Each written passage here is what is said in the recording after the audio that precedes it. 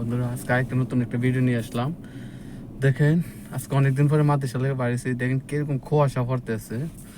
তবে একটা কথাই বলি, যারা গাড়ি চালান তারা একটু সেফে চালাবেন। দেখেন বেশি বেশি দেখা যায় না, তবে একটু লাইট এনে নজদিক দিয়ে দেখা যায়। অনেক জায়গায় দেশে আরও বেশি দেখা যায় না।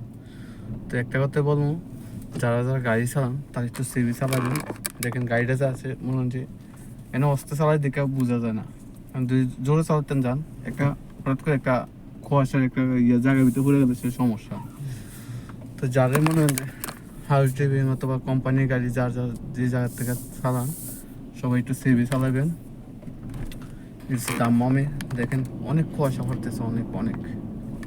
যা একটা কুয়াশার সময় সবচেয়ে বিপজ্জনক বেশি কে লেগে দেখেন বেশি দেখা যায় না। আপনার মনে হয় দেখতে পাচ্ছেন, আপনি ক্যামেরার ভিতরে কিরকম দেখা যায় না, তবে আমার তো বেশি একটা দেখা যায় না।